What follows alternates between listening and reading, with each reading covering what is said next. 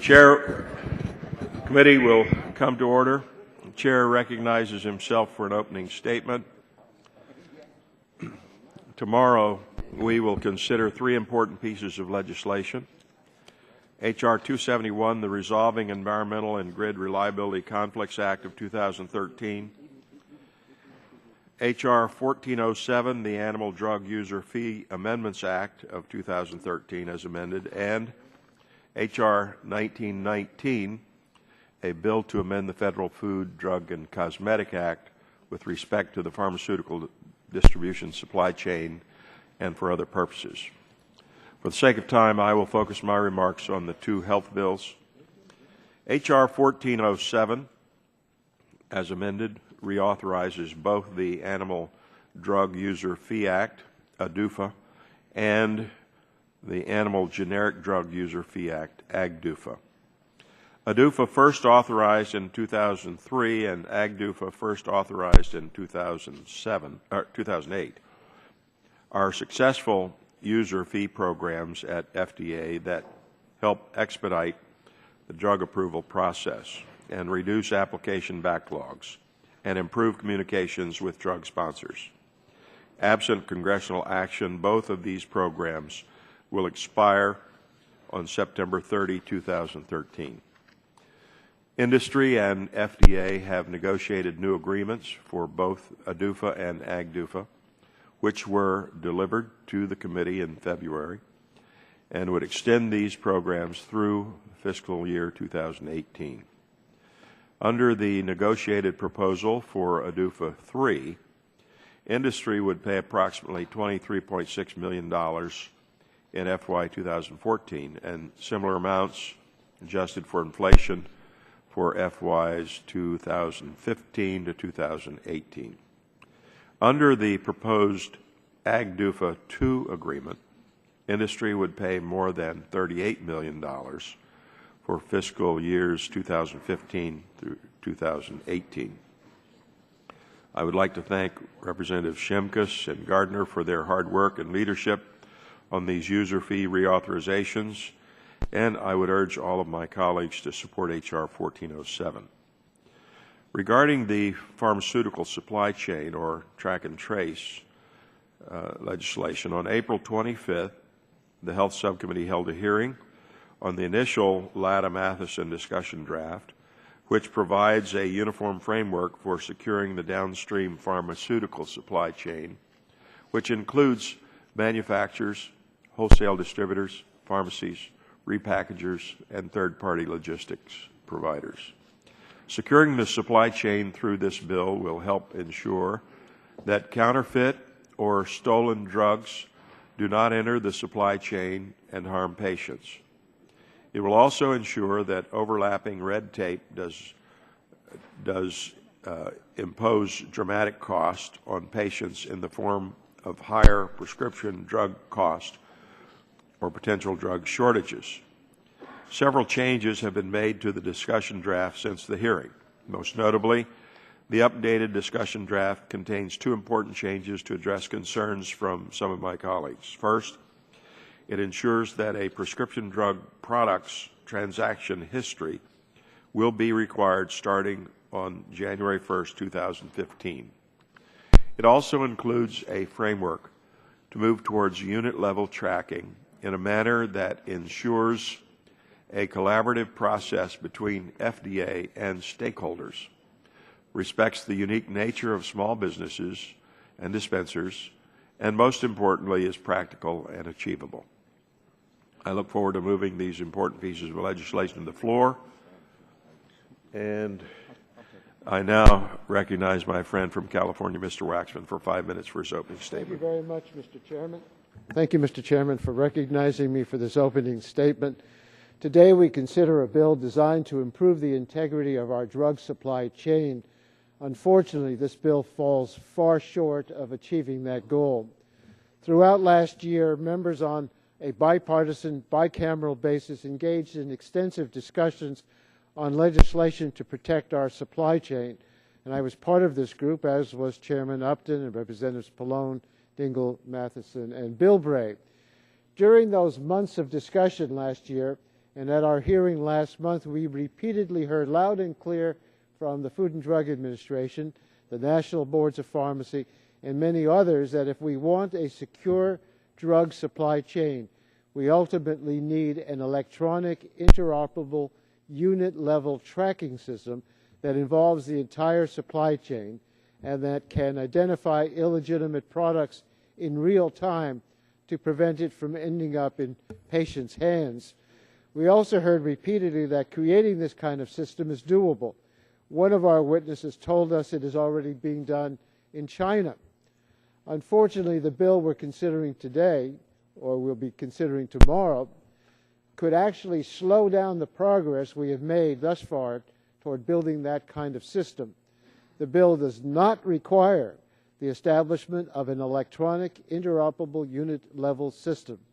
By 2027, 14 years from now, FDA will be required to issue proposed regulations for such a system, but there is no requirement that these regulations ever be finalized. And if they are ever finalized, they cannot go into effect for at least 2 more years. Almost certainly we're looking at 2030 or beyond under this proposed bill, and in fact it may never be done. I cannot support a bill with these kinds of delays and uncertainty about whether we will ever see even an electronic interoperable unit-level system. I say this not just because the bill would preempt on day one strong state laws that are already in place in states like California and Florida. I say this because it removes the incentives for the parties to come to the table and solve the problem. There's simply no reason to wait to put enforceable standards in place. Last month, Senators Burr, Bennett, Harkin, and Alexander distributed a draft bill that does not make the establishment of this kind of system we all agree we need contingent on FDA rulemaking.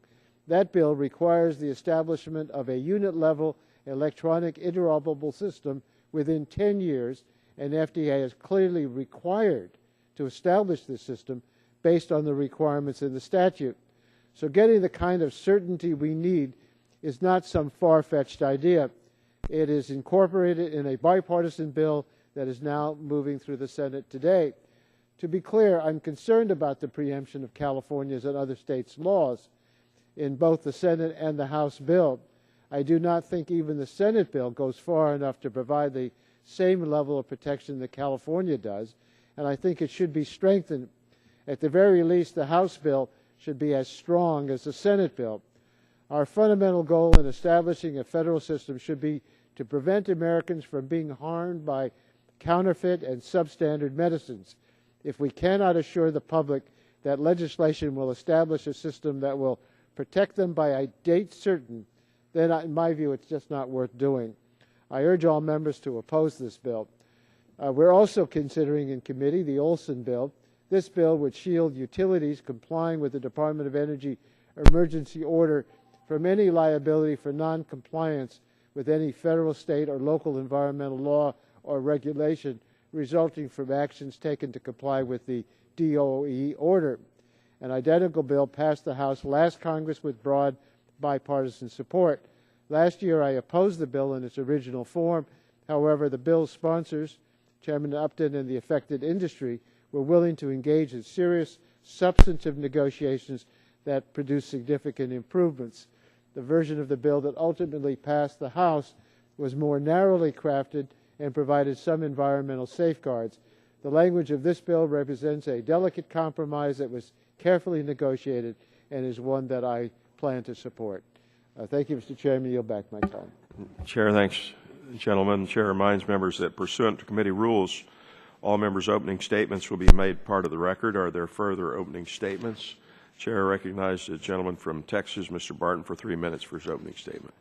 Thank you, Mr. Chairman. I rise in support of H.R. 271, H.R. 1407, and H.R. 1919.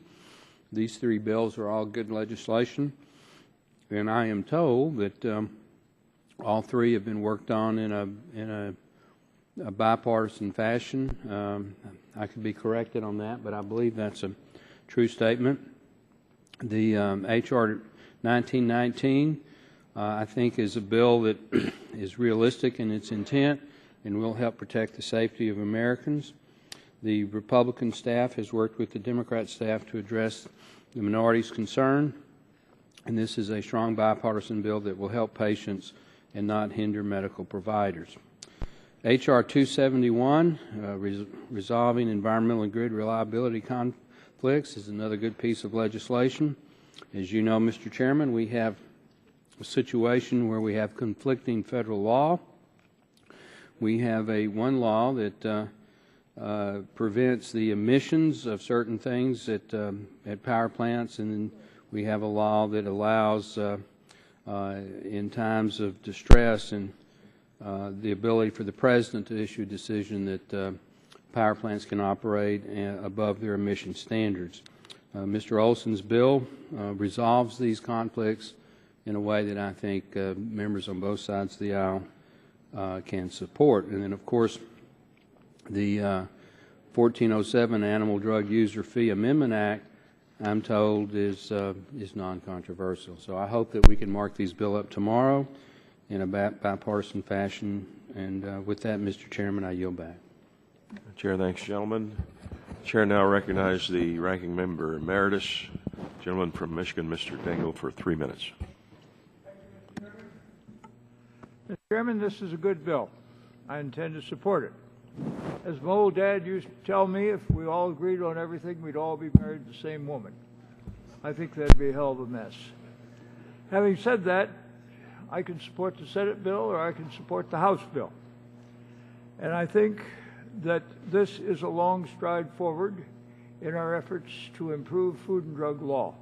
It's something on which we are able to come to agreement and something on which we have been able to make significant progress.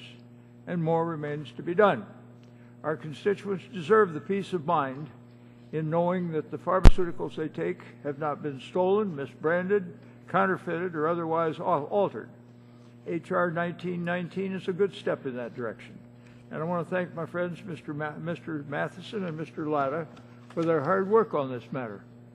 As I've said before, we can't let the perfect be the enemy of the good. And I believe we need to move the legislative process forward on this issue. And either the Senate bill or the House bill will make significant progress in an area of real need. And I want to remind my colleagues that this is not our last bite of the apple. We have a chance to pass the bill, and we then have a chance to reconcile it with the bipartisan Senate counterpart. I think we must let the process work, and we will reach agreement if we work together.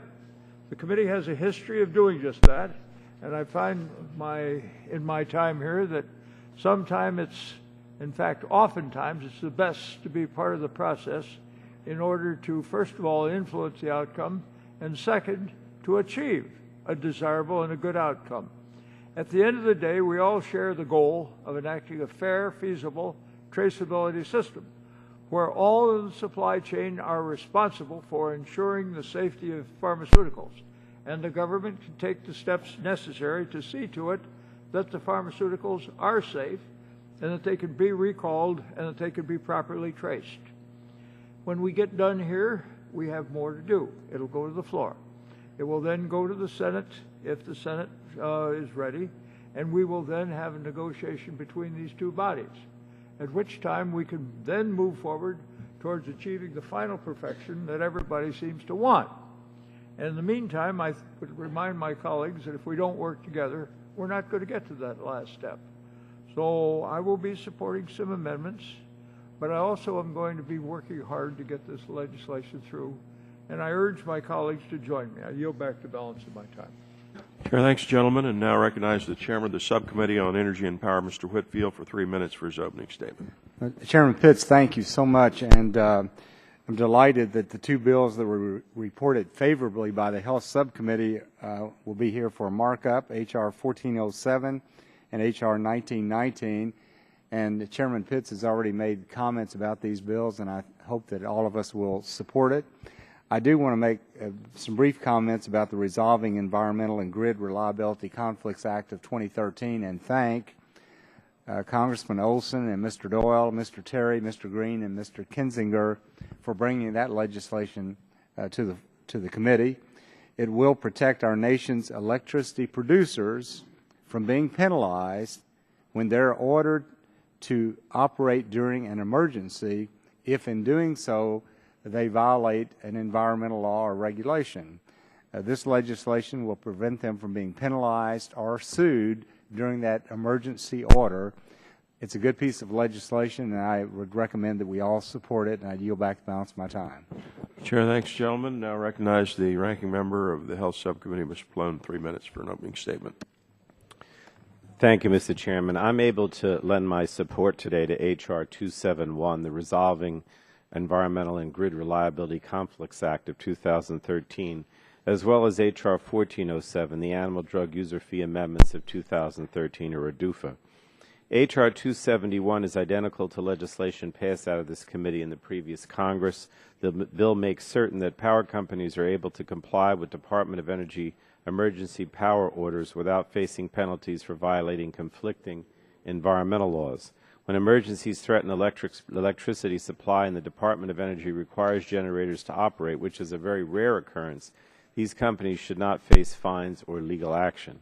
H.R. 1407, or ADUFA, was reported out of the Health Subcommittee last week by voice vote, and as a co-sponsor of the bill, I encourage my colleagues to support this legislation. The Senate last week passed ADUFA by unanimous consent. I'm hopeful that the House can follow suit soon. Congress enacted both agreements to help improve the FDA review of new and generic animal drugs, and these programs have been extremely effective and have helped expedite the approval process, reduce application backlogs, and improve communications with drug sponsors. Unfortunately, Mr. Chairman, at this point, I still cannot support H.R. 1919, Safeguarding America's Pharmaceuticals Act of 2013. During our subcommittee markup, my colleagues and I raised a number of concerns with the bill. At the top of that list was ensuring that the process we set up for drug distribution security must result in a clear path to self-effectuating unit-level traceability. The bill requires FDA to issue only a proposed regulation on unit-level traceability in 2027. It also requires a 2-year implementation delay with no timeline for a final rule. I believe strongly that the public deserves to know that the prescriptions they receive are safe and effective, and that the product can be traced back to the manufacturer, wholesaler, and other parties involved if necessary. But the bill before us doesn't give the public that assurance. In fact, all we know is that in 17 years something might happen, and look, many of us won't be here in 17 years. We have no idea who will be president, what party will be in the majority, what the world will look like. And whether we like it or not, sometimes regulations can be delayed by forces out of Congress's control. I agree that it is frustrating to think that a regulation required by law may never come out, but that's simply the truth. And if my Republican friends think that won't happen, then there would be no problem with putting in place a self-effectuating component as a backstop. If it is unneeded, there's no harm. And perhaps by having one, it would motivate all parties to work to get a regulation in place instead of some fighting against a regulation. I want to see a process that allows stakeholders to engage in the policy. I want to see FDA hold public meetings, complete a thorough proposed and final rulemaking process. But I also want and need to see some assurance that a unit-level system will be in place in the future. Without that, I simply can't support the bill. So, Mr. Chairman, I'm also disappointed that the committee has not worked with us on the other concerns we raised at the subcommittee. We brought out 3 other issues to the Republicans in hopes that we could address changes in the legislation. These include a request to change the preemption of state laws from day 1 of enactment to a date closer to 12/15, when the federal requirements on passage of transaction information are in effect. Currently, there are state and federal requirements in place that mandate the passage of pedigrees for drug transactions. Dr. Woodcock told us at the hearing that these requirements are an important tool for law enforcement when they're going after counterfeiters and gray market privateers trying to profit from drug shortages. So to wipe out the requirement that pedigrees be passed, even if it's only for a year and a half, is a significant issue that can't be ignored. We also ask that the bill be changed to allow states to put in place further requirements on distributors and third-party logistic providers as they see fit for their individual states. And finally, we ask that the policy on returns be strengthened, which we believe would close loopholes in the bill that allow for counterfeit and substandard drugs to find a place to enter the system.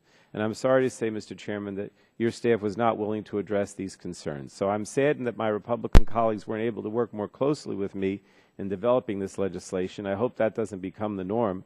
And, Mr. Chairman, while the bill before us today is a step in the right direction, it's not the proposal that will truly bring security to the pharmaceutical distribution supply chain. And so I urge my colleagues to oppose H.R. 1919. Thank you, Mr. Chairman.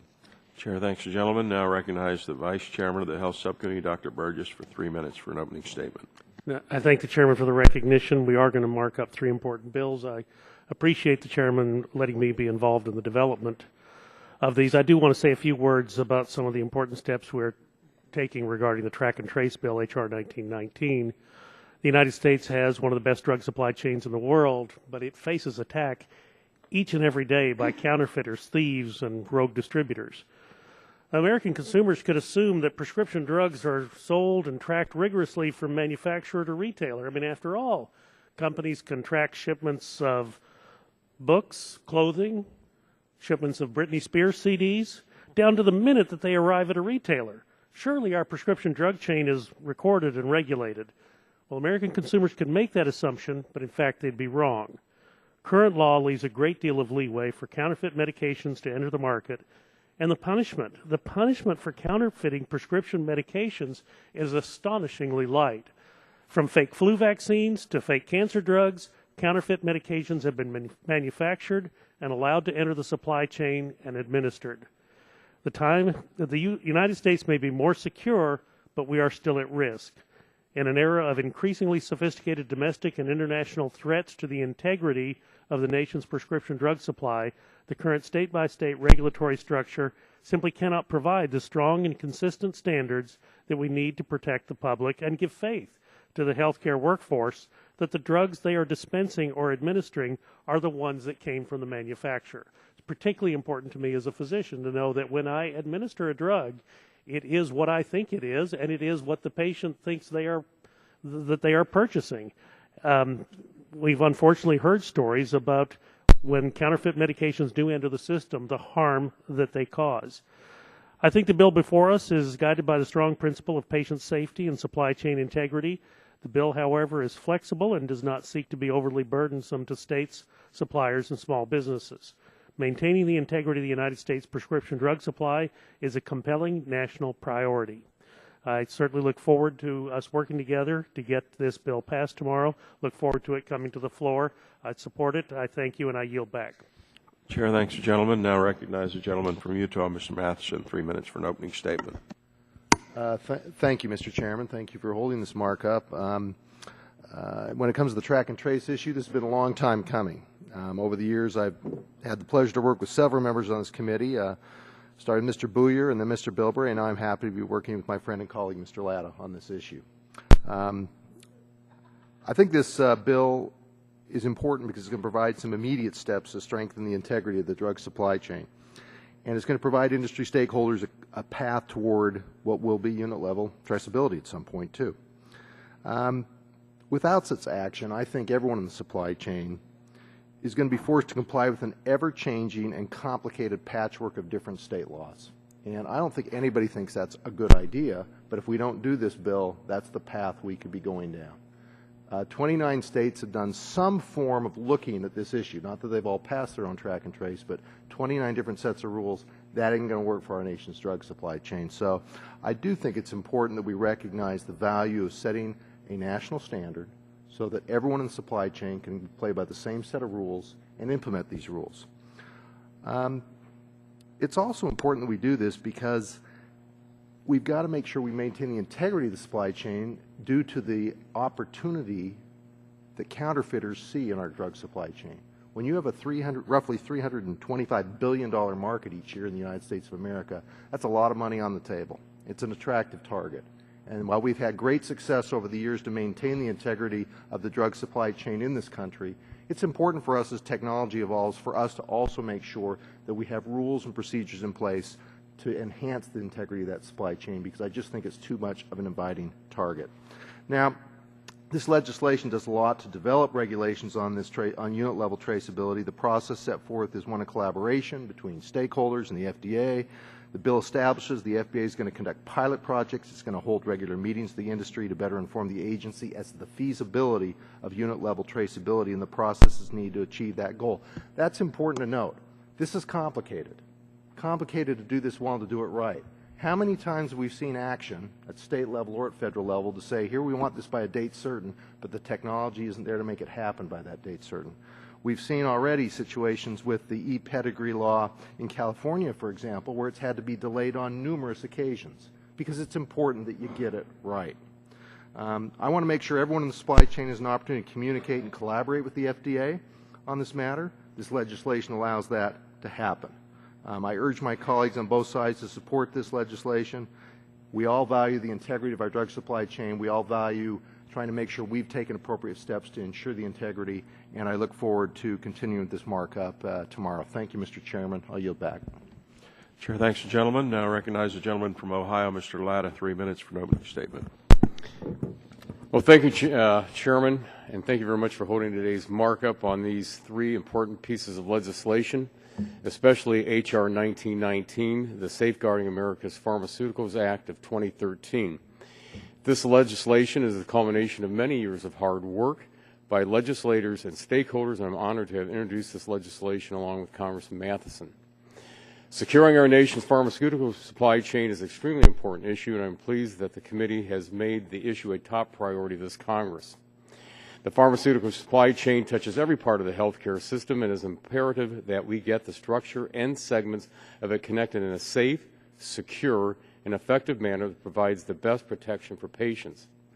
H.R. 1919 will make improvements to the current supply chain while providing a clear path for industry stakeholders toward enhanced supply chain protections. Pharmaceutical distribution occurs nationwide, and it is estimated that within the United States there are more than 4 billion prescriptions filled each year. By replacing the current patchwork of multiple state laws with a uniform national standard, we improve safety and eliminate duplicative regulations and create certainty for all members of the pharmaceutical supply chain. When an individual takes a prescribed medication, they should have full confidence that the medication is as prescribed and will not impose harm. It is of utmost importance that we implement common sense solutions to safeguard our distribution supply chain against counterfeit and stolen drugs, as well as improve security and integrity throughout the supply chain. This legislation is an important step toward to ensure greater patient safety for all Americans. To protect patient safety, this bill would replace multiple state laws and create a uniform national standard for securing the pharmaceutical distribution supply chain, therefore preventing, again, duplicative state and federal requirements.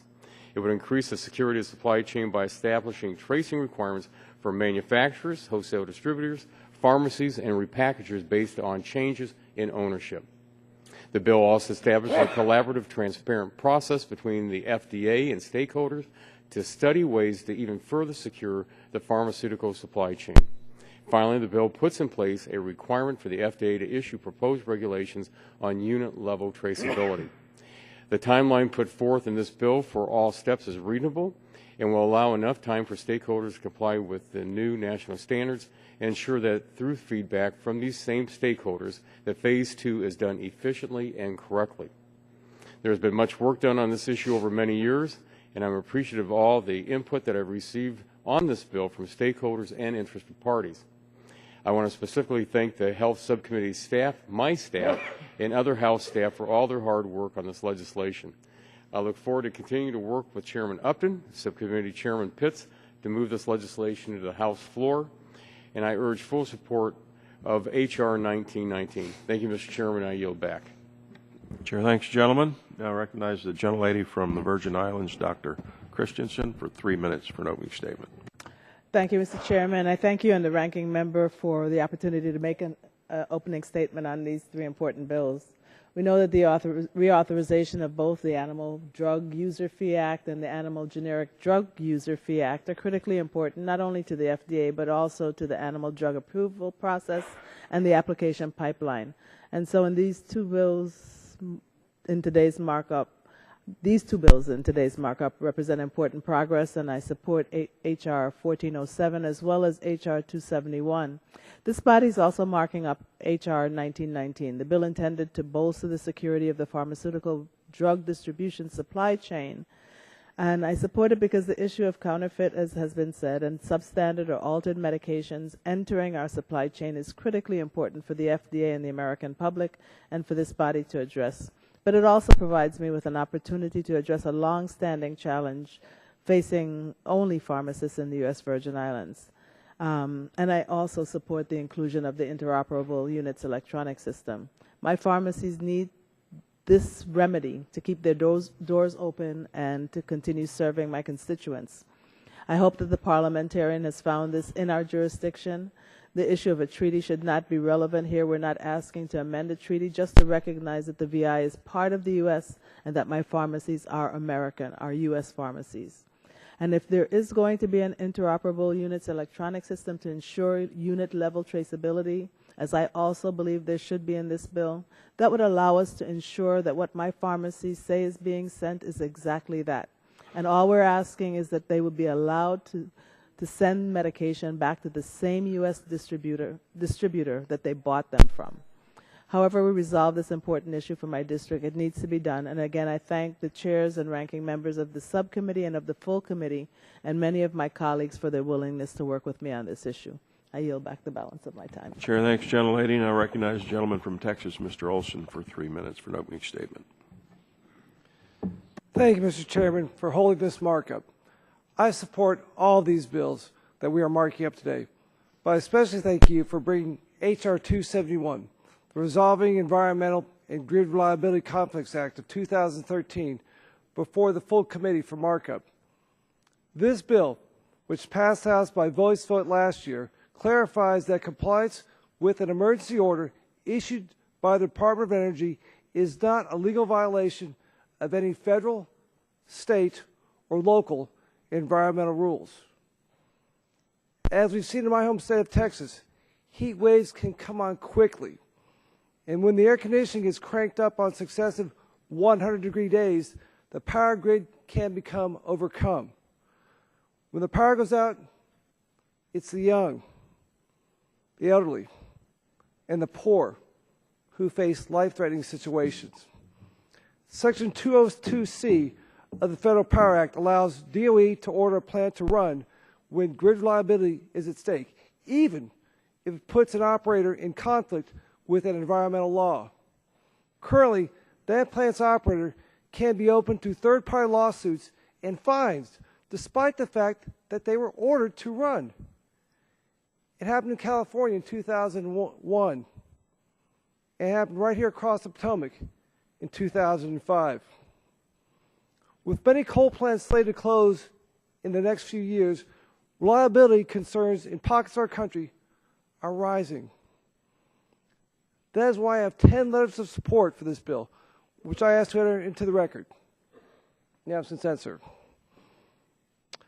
I want to remind my colleagues that these are not short-term, that these are short-term emergency orders of limited duration. They are not issued lightly. This bill is about preventing grid failure, not avoiding environmental compliance. While there are concerns that H.R. 271 doesn't offer enough protection to plant operators who might face lawsuits from environmental groups, H.R. 271 is a vast improvement over current law. Major utilities and both public and investor-owned power trade associations strongly believe that a federal court would be hard-pressed to overrule an emergency order issued by the DOE. H.R. 271 ensures that DOE will consult with clean air regulators, but the final decision in emergencies always remains firmly in the hands of those charged with keeping the power flowing. This is a rare, bipartisan bill that protects the environment and grid reliability. And I look forward to working with my colleagues on both sides of the aisle to move it through the House, through the Senate, and to President Obama's desk for signature into law. Thank you, Mr. Chairman. I yield back the balance of my time. Chair thanks the gentleman. And the document the gentleman asked to be entered into the record will be entered into the record with unanimous consent without objection. So ordered. Chair recognizes the gentlelady from Illinois, Ms. Schakowsky, for 3 minutes for an opening statement. Thank you, Mr. Chairman. I support H.R. 271, the Resolving Environmental and Grid Reliability Conflicts Act of 2013, and I am glad that we were able to work together on a bipartisan basis on this important piece of legislation. I hope our bipartisan work on this bill will lead to bipartisan work on global warming as well. I also support H.R. 1407, the Animal Drug User Fee Amendments Act of 2013. This legislation would allow the FDA to continue the successful animal drug user fee program without interruption. After passage of this legislation, I hope we can work together to pass legislation that limits the unnecessary antibiotic use in animals in order to prevent the development of antibiotic-resistant bacteria that threaten human life and human health. However, I can't support H.R. 1919, the Safeguarding America's Pharmaceuticals Act of 2013. As it is currently written, this legislation falls short of its stated goal of safeguarding our drug supply. I strongly agree with the universally held goal of creating a nationwide system that ensures the safety and security of prescription drugs through our supply chain. Ensuring that we prevent counterfeit and substandard drugs from entering our supply chain has to be a priority. Patients should not bear the burden of worrying whether their treatment could fail due to receiving counterfeit or substandard products that have entered our drug supply. Experts in the industry agree that the solution to truly securing our supply chain is the creation of a nationwide electronic system of track and trace at the unit or package level. While H.R. 1919 puts industry on the path towards such a system, it does not require the establishment of a nationwide electronic tracking system at the unit level by a date certain. What is a mystery to me is why we wouldn't support a bill that does just those things. There is universal support from the industry, pharma, the distributors, the manufacturers, the pharmacists, for the Senate bill that includes those provisions. They have expressed an ability, they believe, to meet the 10-year date that is set in the Senate bill for being able to actually comply with the provisions of the law. So I'm a bit unclear why we aren't willing to do it, because I feel that the failure limits our ability to protect consumers, leaves our supply chain vulnerable to the entry of illegitimate drugs, and leaves patients at risk of receiving counterfeit or substandard drugs, and we shouldn't allow this. And I thank the chairman and yield back. Chair thanks the gentlelady. Now recognize the gentleman from Colorado, Mr. Gardner, 3 minutes for opening statement. Thank you, Mr. Chairman. Thank you for convening this markup on 3 important pieces of legislation. The first bill before the committee, H.R. 271, the Resolving Environmental and Grid Reliability Conflicts Act, will strengthen our electric grid reliability by allowing electricity generation units to run during an emergency without violating environmental regulations. The second, H.R. 1919, the Safeguarding America's Pharmaceuticals Act, will put in place much-needed measures to ensure safe and accountable access to medications. This bill increases supply chain security and holds bad actors responsible for tampering with prescription medications. Finally, we will consider H.R. 1407, the Animal Drug User Fee Amendments of 2013. This bipartisan bill passed out of the Health Subcommittee last week and was amended to include the Animal Generic Drug User Fee Amendments of 2013, or AG-DUFA. I had the honor to introduce AG-DUFA with the support from many colleagues on both sides of the aisle, all the colleagues on both sides of the aisle in this committee, in our efforts to reauthorize this important program at FDA. I would like to thank Congressman Shimkus for his leadership on the Animal Drug User Fee Amendments Act. During the legislative hearings on these bills, I mentioned that my congressional district is home to over 2.8 million head of cattle, 450,000 hogs and pigs, and close to 160,000 sheep and goats. And yes, there are more cows in my home county than there are people. Colorado is also home to one of the nation's premier schools of veterinary medicine at Colorado State University. This legislation allows farmers, ranchers, and animal caregivers to have access to medications that they need for treatment of herds and pets. In regard to AgDUFA, during questioning before the Health Subcommittee, Dr. Bernadette Dunham, the director of the Center for Veterinary Medicine at the FDA, cited the importance of having generic animal drugs on the market. She stated, just like on the human side, generic drugs provide an opportunity to have a safe and effective drug that would be able to give you cost saving. She further said that the more that we can have generic drugs come through and have their approval, it is going to be helping everybody. The Animal Generic Drug User Fee Program at FDA has achieved noteworthy success since first being authorized in 2008. It is an honor to have the opportunity to lead the reauthorization of AgDUFA through this committee. I look forward to its swift passage for consideration on the House floor, and again, thank the chairman for his leadership. Chair, thanks, gentlemen. Now I recognize the gentleman from Louisiana, Mr. Scalise, 3 minutes for opening statement. I want to thank the chairman for holding this markup today. I'd like to begin with H.R. 1919, my colleague Mr. Latta's legislation that aims to improve the integrity of our pharmaceutical supply chain. With the increasing utilization of pharmaceuticals and their key role in improving the health of Americans, it has become even more important to protect the pharmaceutical supply chain and protect patients from counterfeit medicines. And while it's very important for us to focus on the need to safeguard America's pharmaceutical supply chain, it's unfortunate that we have to deal with the radical regulations coming out of California, which threaten to raise the cost of everyone's medicines across the country because of the cost of complying with one of the state's radical regulations that has driven millions of jobs out of the state. Yet again, it's in its infinite wisdom, California, the state with one of the highest unemployment rates, highest tax rates, and coincidentally mountains of radical regulations, has decided to put in place a supply chain system that, if left unchecked, will affect and impose new costs on families and patients all across the country, including my home state of Louisiana. I appreciate Mr. Latta's commitment to this issue and the work he's done on this legislation. Another piece of legislation we're marking up, Mr. Olson's grid reliability bill, passed the full House by voice vote last year, and I commend the chairman for bringing up this common sense bill. The security of our nation depends on a reliable power grid, and Mr. Olson's legislation provides tools to ensure that third-party lawsuits don't jeopardize the reliability of our grid system in an emergency. People that produce power for our country are unfortunately posed with the dilemma in the event of an emergency, and there is a recognition that if a company is placed in this situation, you want them to be able to act in the best interest of consumers and not have a fear that doing so will open them up to a host of environmental lawsuits.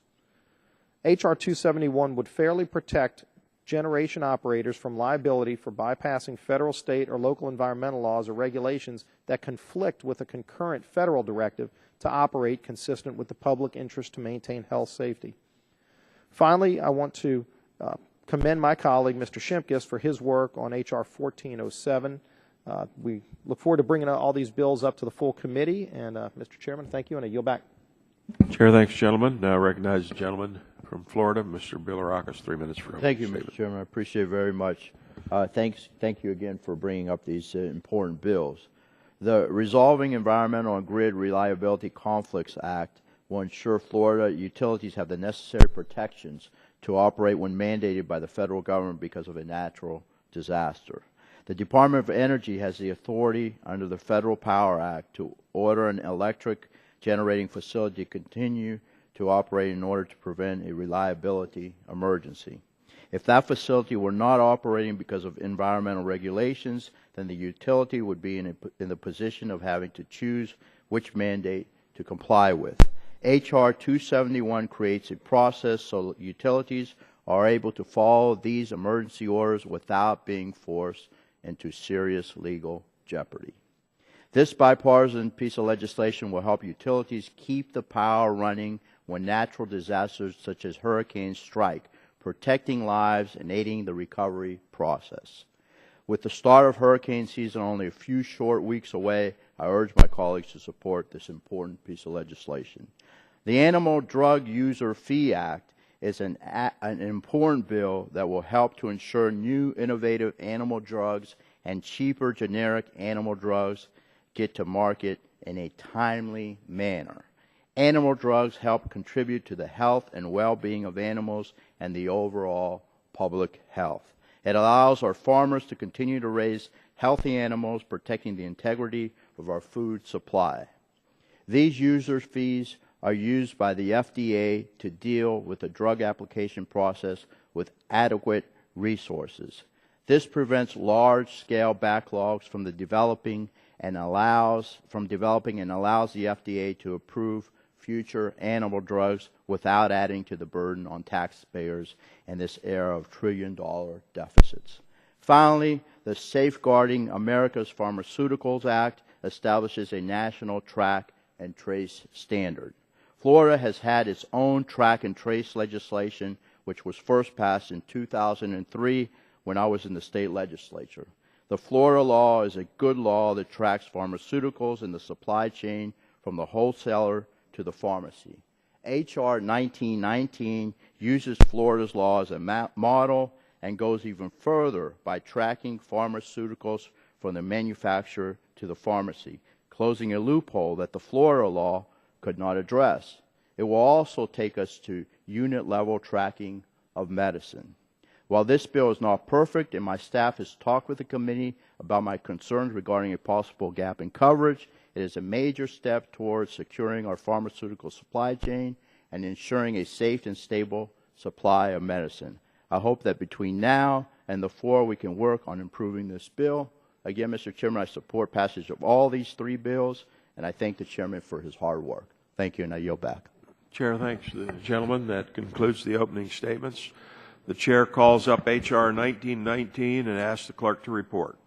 H.R. 1919 to amend the Federal Food, Drug, and Cosmetic Act with respect to the pharmaceutical distribution supply chain and for other purposes. Without objection, the first reading of the bill is dispensed with, and the bill will be open for amendment at any point. So ordered. For the information of members, we are now on H.R. 1919. The committee will reconvene at 10 o'clock a.m. tomorrow morning, and I remind members that the Chair will give priority recognition to amendments offered on a bipartisan basis. Look forward to seeing all of you tomorrow. Without objection, the committee stands in recess.